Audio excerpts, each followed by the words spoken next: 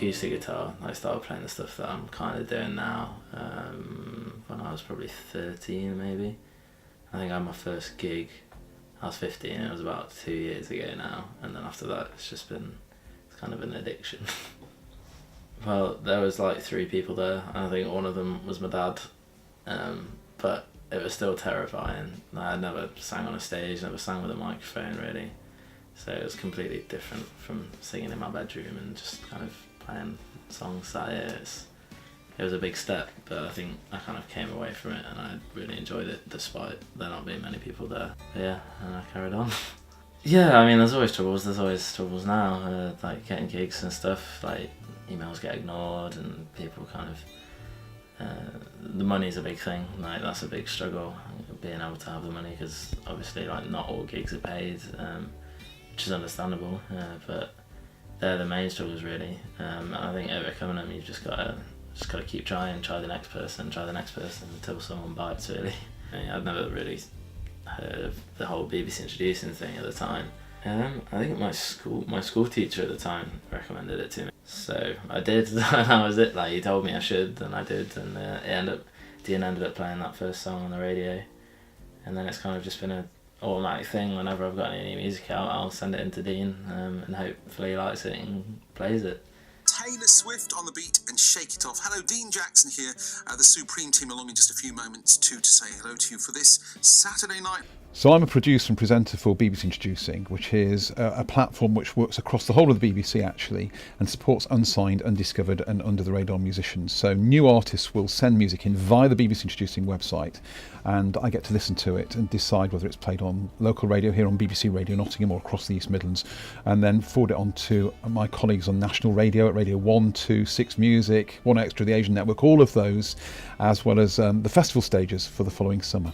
So Joseph first uploaded some music to BBC Introducing back in 2015, a track called Keep Your Head Up. It came through one Thursday morning, and I remember hearing it, and it resonated with me straight away. I really liked the track. I liked the writing, I liked the vocal performance on it.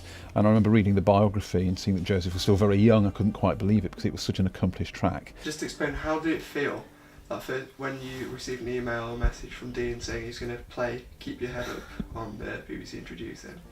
I remember this because I missed it. I was out at the time because sometimes you don't really get the email until the day or whatever, and I didn't really know who was going to be playing it until the day, and I had this email saying it had been played, or it was going to be played, and I remember staying up and listening to it, but no one else could because I was trying to get hold of everyone. But then I obviously sent the link out to all my family, like, yeah, I got played on the radio last night, and it was all really exciting. Like, I texted a few mates. It's always strange, like, thinking people just doing their own thing, put on the radio, and then hearing you. It's kind of strange.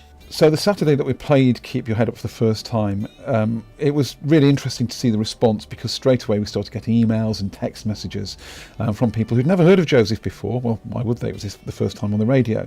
And they really liked the track. And as a presenter, that's really reassuring, because it means that, you know, we've stumbled across somebody here who we know our listeners like, who we can go on to support in the future, and who just sounds great on the radio. The EP took forever. I started thinking about doing one like over the summer before it was released. When was it? It was June this year, maybe July this year that it got released.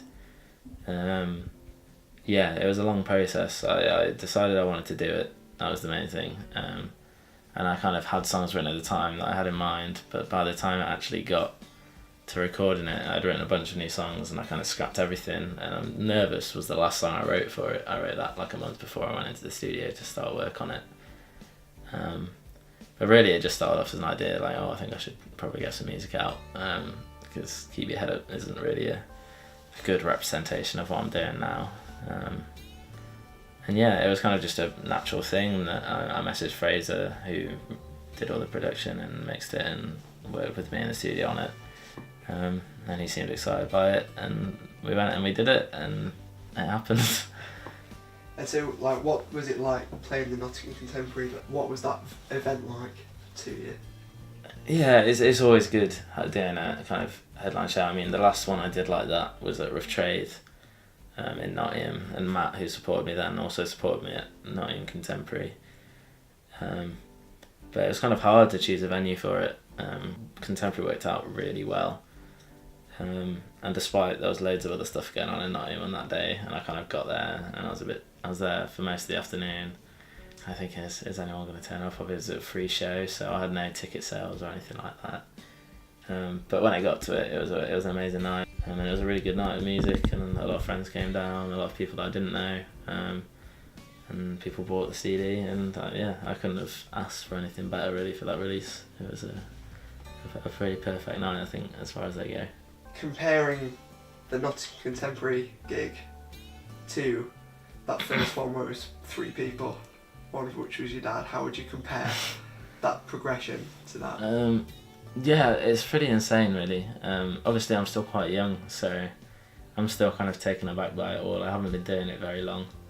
And to see that difference in such a short time, I know 2 years seems like quite a long time for most people, but it's kind of flown by. And from going and doing that first gig where no one knew your name, to going and releasing a CD and having a bunch of people there and strangers there to come and see you play and buy your music, it's crazy. Like, and I can only hope that the same happens again in the future, and I look back on that show in a few years' time and feel the same thing.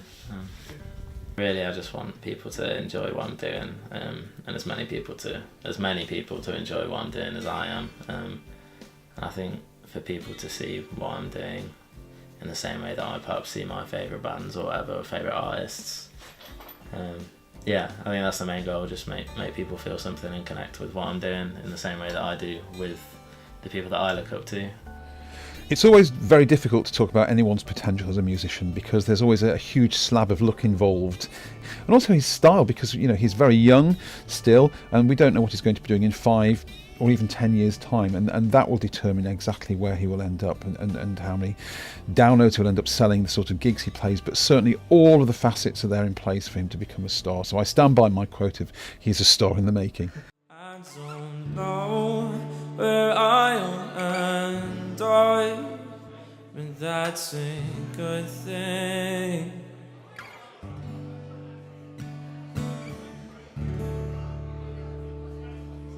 Thank you. Have a lovely evening.